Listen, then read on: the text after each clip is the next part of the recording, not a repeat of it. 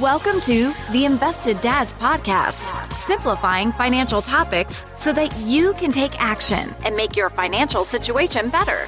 Helping you to understand the current world of financial planning and investments, here are your hosts, Josh Robb and Austin Wilson.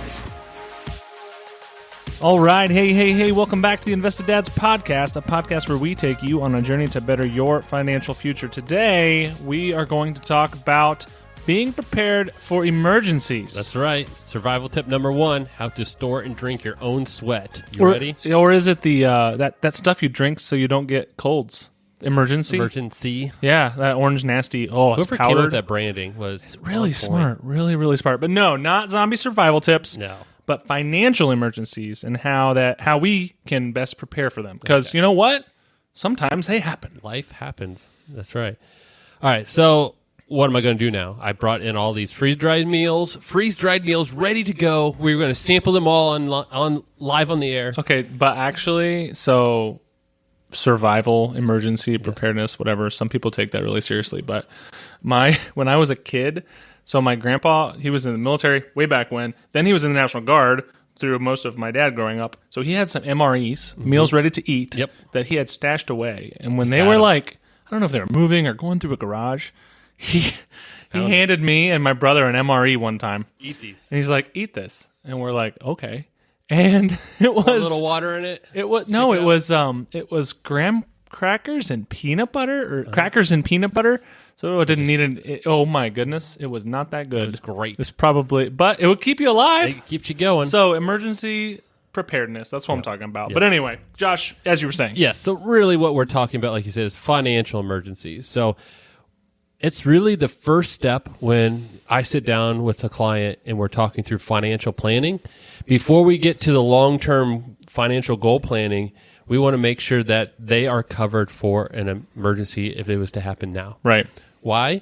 Because if I start saving for retirement, then all of it, and I start putting all my money in that direction, and all of a sudden something happens and I need cash and I don't have easy access to it, I can then be forced to make decisions or find cash in ways that will cost me long term. Oh, yeah. So like pulling it out of your credit cards, or penalties for pulling out of retirement plans. Yeah. There's a lot of options. Or that those will just nasty short-term loan places that are like don't loan do sharks. 23%. Yeah. So don't break your leg if you don't pay. And just from a psychological standpoint, if I think I'm making progress and then I got to go and scoop that all out and I'm back to zero again, it can just be very frustrating. Right. So what is huge is that before you start moving beyond like the today, you got to make sure that those things are covered. Right. And we've talked about some of the past episodes when we had Joe Sengel. He talked about that. I mean, to be able to think beyond today, you got to be confident in where you're at. You got to have those things taken care of. Yeah, it's crazy. So sometimes life throws you a curveball. Yeah. If you're not prepared for it, then like, boom, you're in a hole and it's not a happy place. Just as soon as you just got on track with your spending, maybe you got your budgeting together, which we just talked about in one of our recent episodes, and then boom, flat tire goes. What happens? You need to get a new tire. You need to get a new whatever. Yeah. Sometimes it's a lot bigger than a tire. $100, it's. But if you have, as we talked about in that budgeting episode, if you have a budget where you've already allocated where all your money's going and something that you weren't prepared for happens, what do you do? Yep. So, Josh, I guess let's start out 50,000 feet like we often do. Yep. What is an emergency fund? Yeah, so emergency fund is a fund or just money that's earmarked, set aside for an emergency. What kind of money? Great name. Funny money? Funny money. Yep. No, it's Monopoly money? Monopoly money, anything that you can that's colored green Bitcoin? in a rectangle. Not Bitcoin. Don't do Bitcoin. No, but emergency fund is, and it could be in a lot, we'll talk about this, it could be in a lot of different places, but it's cash that's set aside for emergencies. So high level, emergency fund is there for things that don't fit in your budget. Right. And so, your roof starts leaking. Well, I do probably have a budget item for housing costs, but I may not have planned for a huge roof repair. Right. So it's an emergency. I don't want to keep leaking on my stuff and causing more damage and more costs. So I need money there to do that. The fund too is there because again, when we talk about budgeting, zero budgeting is kind of the goal. Is like when I'm done, my income and my expenses match. Right. Every dollar is being spent on something, whether it's being put Spent somewhere, or saved. Yeah, being moved somewhere. It has a goal, has a purpose, has a meaning for each dollar, has somewhere to go. So if that's the case, if something comes up I didn't budget for, guess what? I either have to pull it out of something I already was planning on, or if I have this thing, I can grab it for those emergencies. This is all sounding very Dave Ramsey. He's a big proponent of this, and if you go look at any kind of budgeting platform, this is huge. Step one, and it's really, the beginning. And which comes to our next one is how much should be in there. Yeah. And so Dave Ramsey, he talks about you need to get $1,000 kind of the starting point. That's step one. $1,000 because that'll cover a lot of the normal emergencies you run into, flat tire, those type of things. That's not your fully funded emergency No, fund. that's like a starting That's the point. beginning. I saw a couple others reading a couple articles, but some are saying 500. You just start somewhere. Start with some money beyond just your normal day to day. Get out of living paycheck to paycheck. Have some money there available. So, but when you extend that further, Yes. so you worked past that, you got your $1,000, then you were able to get some other financial priorities situated, and then you're just like, okay, I'm going to get this sucker fully funded. Where am I heading to? Where are you headed? Well, the typical rule of thumb that people are talking about, and we'll talk about what that looks like, but 3 to 6 months is kind of the Not rule 36. of thumb. Not 30. Well, you could have 36, but then you're tying up a lot of cash. yeah, that's a So lot of that's not years. doing anything 3 for years. you. So 3 to 6 months of your living expenses. How do you determine what's right for you? Yeah. So let's first talk about that. So when we say living expenses, what we're talking about is in a month, what do you actually need to spend money on? So It's essential spending. it's not your gross pay. It's not, here's how much I get in my paycheck. Yeah. Because that's your gross pay. Taxes come out of that. If you lose your job, you don't pay any more taxes because you don't have that income coming in. So that's not included in it.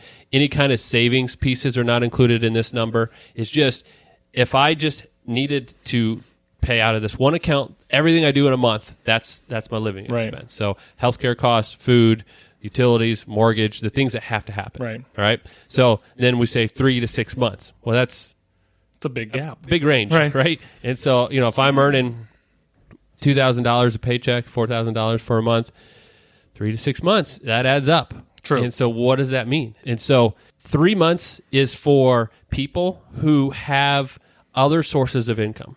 So for instance, if you're a married couple and you both have a job or some sort of income, if one of you two were to use your job, you wouldn't need everything in your budget to be covered. Right. Because someone else, hopefully, the other partner You is could still only working. dip into it a little bit each month. And Right. Yeah. And so that's where that 3 month comes in. Yep. Also, let's say you are highly employable. So you're in some sort of career industry where if I lost my job at X company, within a couple days or a week or so, I could be working again because there's other companies out there Right. looking for the exact same thing. So then you don't have to worry about needing 6 months work. Right. So those are the people that use the 3 month window. Pro tip: if you put that you listen to the Invested Dads podcast on your resume, instantly hired pretty That's much probably, like, everywhere. he knows everything. Yeah. Or she. So- It's there. So anyway, sidebar. That's 3 months. 6 months is for if I'm the sole income provider for my family. And so if I lose my job and it'll be zero income coming in, that would be a reason. Or if I'm in an industry there where I may have to relocate or it'll be a while before something opens up and very specialized. Or like self-employed. Self-employed That's is probably one that you'd fits want in a there. little bit longer Yep. time frame as well. And then the other piece is what type of income do I have? So is my income seasonal? I may want to cushion my emergency fund a little more because if I have a couple emergencies while it's in my off season, that could be painful. And Right. so those are the reasons why you'd fluctuate between 3 to 6 months. Yeah. Now that's kind of the standard. Everybody's different. And that's where you got to apply this to your life and say, how does this look like in my life? Yeah. So for instance, let's say I'm living in a really old house I'm living in a really old house. that may need repairs or issues. I may tip forward. Maybe I'm in the 3 month bucket, Right. But I may go 4 or 5 months just so I have Yep. that extra little bit. So just apply it to your life and say, what makes sense? What if I'm driving two 20-year-old cars? Chances that something happens to that maybe is a Yeah. little higher than a brand Yeah. new car. So I may have a little extra cushion in there. So there may be times or situations where you say, I know I kind of qualify for this amount, but I feel more comfortable with X amount. So how does this have to relate with maybe where you're at in your overall retirement plan, your overall financial life? Is it different for younger people, middle-aged people, or people in retirement? What's that look Yeah. like? So when you're really young, before you have maybe kids and other people depending on you, you could probably justify, if I lose my job, I'm moving in with my parents and everybody's still okay with it. $20 emergency fund. And so, again, you apply it to your situation. But you're right. While I'm in my working career, I probably don't have a lot of assets saved that I can tap into. Right. In retirement, if I'm in that retirement age where either I have full access to my 401k, rollover IRAs, those type of accounts, I'm 59 and a half or older, then needing access to my money, it's pretty much all accessible. Exactly. So you don't need as much emergency fund. At that point, and we'll probably have another episode about retirement spending, kind of how you do buckets in there. But in that sense, you probably just want more cash so that you avoid market issues. Right. So I need cash now, but the markets are don't need to dip into That's a whole different emergency type of situation than it is here, where I don't have income and I need some money. Once you're in retirement, most of your money is probably accessible within a reasonable time period. Yeah. So you'd probably move down that cushion a little bit in retirement. So Josh, emergencies are not fun to think about. No. But you know what is fun to think about? What is that? Dad jokes. It is always. So I got a good one for you, and you just took a drink of your tea. So this is really poor timing. All right. How do you call someone in prison? On the cell phone? Dang it, Josh. Nailed it. It's been a while since I use guessed a one. cell phone. That's good. I like it. But true. It is. I like it. Okay, so that's funny. That's a good joke. It's a good joke. So when you think about emergency funds, the one way, and maybe ways that our grandparents did this, was they had a coffee can and wads of cash just hanging out in their house. Just sitting in there. Sounds like a terrible idea to me, but that's real. Yep. Or a cookie jar, or I honestly, under the mattress. I think having some cash physically available is a good idea. Man, you're a conspiracy theorist. No, you have gold in your wall. In general, if for me, a lot of times I have kind of this philosophy that, kids, they always go door to door selling those things for school, right? Yeah. And I just always, a lot of times, if you work up the effort to come do it, ring my doorbell, I'll probably do something. And most of the time they need cash for that. Okay, Girl Scout cookies is a good example. Where, COVID made it a little harder to get Girl Scout cookies, but in general, a Girl Scout comes to my house selling cookies. If I have a box sitting right there at the door when I open it, I'm buying another box. It doesn't matter. So I need some cash for that. So in general, though, having some cash available, I'm not talking thousands and thousands of dollars, but in general, if I can't get to an ATM, but I need to do whatever, it's there. But that's so funny. It is bad. You want I'm any saying, cash. So I'm You're saying zero if you cash. come to my door and you only require cash, that's my out. You say, did you do Square? Sorry, little girl. I'll PayPal you. Or Yeah. Can I tap my iWatch on your forehead and see what happens? That's funny though. So yes, that was kind of, but that was the way that, and especially think about the 30s, the 40s, even the 50s and 60s. They had a lot of people had been scarred by banking in the 20s, right? Mm-hmm. So, or their parents had, so they were just really fearful of banking, and it was not as secure as it is. Things were not insured. Yeah. You did not know. If the bank closed, my money's gone. They could lose your money. Yeah. So, but nowadays that's not the case. No. Money's insured. It's safe. Yep. It's going to be there.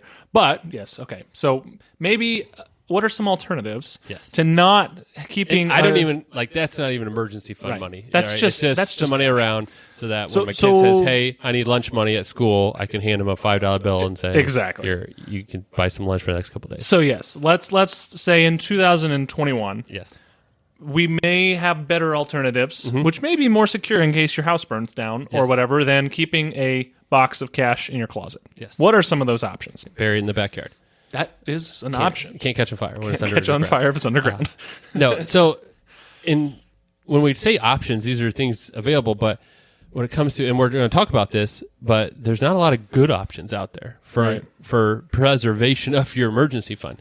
But in general, for safety, savings accounts. So they're FDIC insured. Yep. They cover in case something does happen. The government says we will cover up to $250,000 if something happens to the bank. So if your money's there, it's safe. It's going to be there. It's unlikely anything over $250,000 is an emergency fund. Yeah, that's my 3 month. Exactly. Yeah, that's crazy. So take the jet. Savings accounts. Yeah, they're accessible. True. Right, especially now. You're right, with today's technology, phone apps, all that stuff. Get it. I can transfer money So if emergency happens, I can move money from my emergency savings account into my checking account, take care of that emergency. Generally speaking, affordable too, usually free. Yes. Yeah, it should, most banks now, they should be free, especially like if you have a checking account with them or whatever. Yep. Just what do they pay? 0.01 or whatever. Really nothing? Yes. Like you're going to get pennies a year. Yes. So it's there again, safekeeping, preservation, easy access. True. That's what it's there for.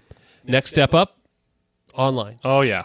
This So- is kind of new. This is newer. Yeah. And so banks said, hey, you know what? What's our cost? It's those physical brick and mortar buildings where we dragging have me a down. teller and, people are there. We got to pay everybody, utilities, blah, blah, blah. What if we had banks that had no physical locations? They were just online. Could we offer something that people would like? And what they offered was higher interest rates. True. Because they didn't have the overhead. Relatively. So again, FDIC insured, these banks, and they're out there tied to large institutions that are. It's just not some person said, "Hey, I'm going to hold everybody's money here online." They're trustworthy banks. Yeah. But they offer a little bit more. So you can get right now, beginning of 2021, about 0.5%. Which it was even at the end of last year, or not last year, the end of 2019, Yep. 1.5, Yeah. or it was really Between it was, 1.5 to 2. But now with Fed rates at 0, everything's kind of extrapolated on that. But 0.5%. Better than 0.01. Yeah. So that's the appeal, is I'm at least getting something. So again, what's that access? Well, with the app and online, I can move money from there to a bank account. Maybe it takes a day or two, but I still can get that relatively quick. True. It's safe, it's secure, it's insured, all that stuff. What are some other options? So if you have investment accounts, possibly you can open up what we call a brokerage account, which is just a taxable investment account. It can hold whatever you want in there.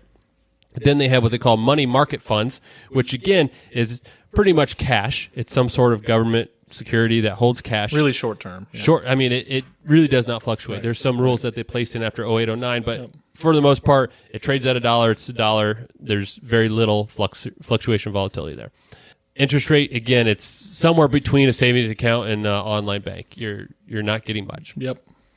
That's about as far as I say you're going when we're talking cash money. At this point, there's really zero risk involved in any of those up to the money market.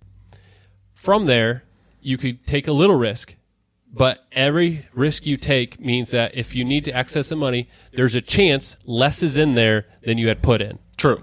And so you got to keep that in mind. So the next step up would be some sort of fixed income that looks for ultra short-term bonds. They're just, in a sense, offering, it's kind of like a CD is really what it is. And CDs are one I haven't talked about. They do have new CDs that are penalty-free, so they offer a little more yield than a savings account. There is no penalty, but it does take, I would say, 3 to 5 days to get your money out of there. So it just extends it a little farther out. And then short-term bond funds offer bonds that are maturing within a year, a little volatility. Like this last year, I think it dropped 1 to 2%. So there's volatility there. Right. But the interest rate's a lot higher. Interest rates, you're Not probably a lot higher. It's pushing higher. 1 or just over 1 right now. Right. But you're right. You could get 2.5 last year. Mm-hmm. So again, you'll notice the trend.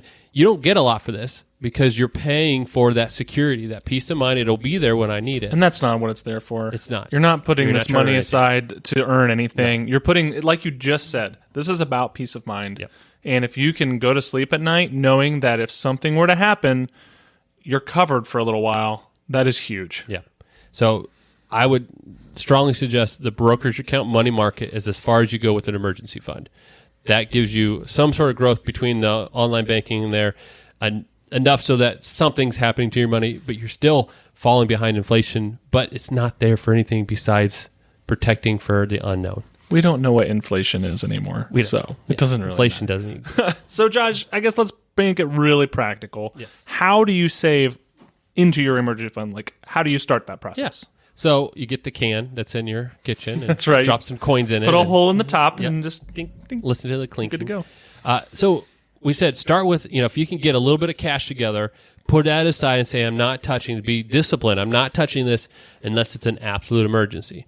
Then from there, you say, how much excess do I have in my monthly spending that I can push over there each paycheck? Each time I get paid, I need to automatically move the money over. And that's the key, automating it. Because if you leave it up to yourself, you're going to spend that money before you get around to pushing it over. It's way more just, fun. Just how we are. That's but in general, so let's say, I'm looking at my budget. I think I can do $50 each pay period and get it over there. All right. So then I automate that, make it automatically happen, push it over there, and then I have to be disciplined that if or when I get an increase in pay, I maybe take a portion of that and increase. Maybe I can get up to $60 in a pay period. And then over time, that 3 to 6 month bucket will fill up. And then once you get there, you can turn that off and say, okay, I had $60. Yeah, but I had $60. Now I'm going to move that to a different spending. Yep. I'm not, or different savings. I'm not going to spend it. It's going to go somewhere else for savings. But then if I spend my emergency fund because emergency happened, I'll then turn that back on, $60 again, move back to my emergency. I got to fill that back up. I'll pause whatever else I was doing, go back to my emergency fund. Because 3 to 6 months of living expenses can sound daunting. Yes. When you it will take a while. Yeah, will take a while. If you're starting from zero, if you think about it, if I have to get let's just start at the low end, 3 months of my living expense, and I'm getting paid each month, I can't take the whole amount over to it because I need to live. No. So it's going to take me a couple years to get that there. Right. It's not an overnight thing. Right. Now, if you get refunds, if you get any kind of birthday money, graduation money, bonus, anything that comes in, bonus shows up, take that whole amount, throw it over there. It'll get you there faster. Exactly. But the key is do something.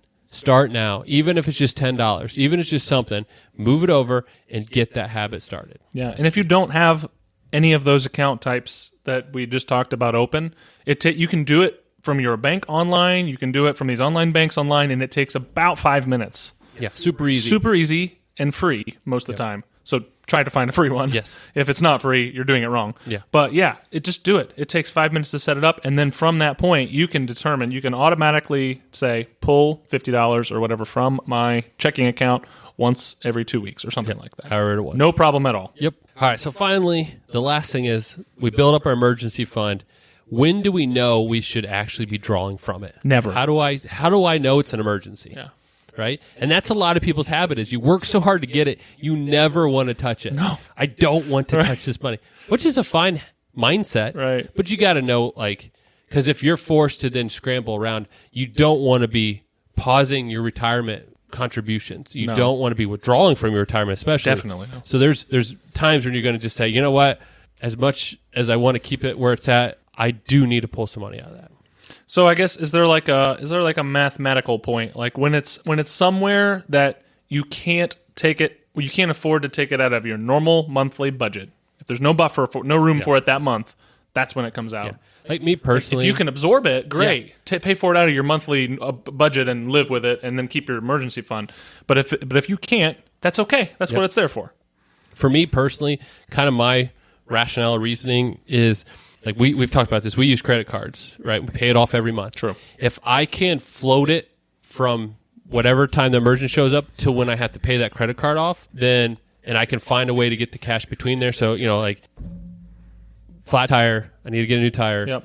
And that wasn't in my budget. Between now and when I'm going to pay my credit card, can I find $100 to get that tire? So eat out less. But if I can just between now and the end of the time, just get that $100 to show back up, right, then I'm not going to touch my emergency fund. I'll put it on the credit card, and then at the end of the month, that's when did I get enough back in? If not, I won't have to go to the emergency fund. Exactly. That's kind of my reasoning. But my water heater blows, that's a little more than $100, and I'm probably not going to find that in my monthly budget. I'm probably going to have to get over to the emergency fund. Yeah. So it's kind of that justification of, okay, can I reasonably find a way to cut some discretionary stuff to make up for it? Then I'm not going to go to my emergency fund. Or sell some junk. Have a garage sale. Yeah. Hey, I don't know. That's just an sell the thing that broke. It's a broken water heater. Take it. It's great. Just don't mind the hole in it. So, yes, there are certainly times when it is okay, and it is not going to be the most fun thing because you work so hard to build that thing up. But that's what it's for. Yes. And it's not. It should be a peaceful feeling to know that you put that money aside and it's okay to use it when you need it. Yep. Don't use it when you don't need it because that only causes bigger issues. A vacation is not an emergency. Oh, but after COVID, that might be an emergency. Splurge. It's not an emergency. No, it's not an emergency. So you can't. It's not just there for this thing's on sale. I should get it right now. Yeah. It's not an emergency. You just got to be disciplined in telling the difference. Don't get me started on people who buy things just because they're on sale. That's how they get you. I saved 20%. No, you spent 80%. 80% of what wasn't going to be spent. Yeah, okay. So that's it. So that's emergency funds. I think it's super important. And follow it up to the budgeting. If you have questions about what that zero-based budget that we referenced a couple times, check out a couple episodes ago or whatever. We talked about budgeting and what that looks like. Yep. Kind of a handful of episodes here at the beginning of the year just to make sure that you're setting yourselves up in this new year just to succeed with your money. And anything that we can do to help you out with that, we are happy to do. And as always, check out our free gift to you. It's a brief list of 8 principles of timeless investing. These are overarching investment themes meant to keep you on track to meet your long-term goals. It's free. It's on our website. It's a pretty PDF. Hopefully you dig it. Josh, how can people help us grow this podcast? Yeah, so the first one is subscribe. If you listen to Apple Podcasts, hit that subscribe button. Leave us a review on Apple Podcasts as well. And then if you have any topics or themes, suggestions, ideas, reach out to us at hello@theinvesteddads, which reminds me, I had a friend of mine from Colorado who listens. He sent me a message and just was saying how much he likes it, but wanted to shout out. So, Jason, this is for you. I got the message. I'm glad you're listening. So, again, we read them all. We love hearing from you. So, shoot us a message. And then if you know somebody who was talking about emergency fund or you think they might need some kind of ideas on emergency fund, share this episode with them. Yeah, sounds good. Well, until next Thursday, have a good week. See you later. Bye. Thank you for listening to the Invested Dads podcast. This episode has ended, but your journey towards a better financial future doesn't have to. Head over to theinvesteddads.com to access all the links and resources mentioned in today's show. If you enjoyed this episode and we had a positive impact on your life, leave us a review, click subscribe, and don't miss the next episode. Josh Robb and Austin Wilson work for Hicks & Zerker Capital Management. All opinions expressed by Josh, Austin, or any podcast guests are solely their own opinions and do not reflect the opinions of Hicks & Zerker Capital Management. This podcast is for informational purposes only and should not be relied upon for investment decisions. Clients of Hicks & Zerker Capital Management may maintain positions in the securities discussed in this podcast. There is no guarantee that the statements, opinions, or forecasts provided herein will prove to be correct. Past performance may not be indicative of future results. Indices are not available for direct investment. Any investor who attempts to mimic the performance of an index would incur fees and expenses which would reduce returns. Securities investing involves risk, including the potential for loss of principal. There is no assurance that any investment plan or strategy will be successful.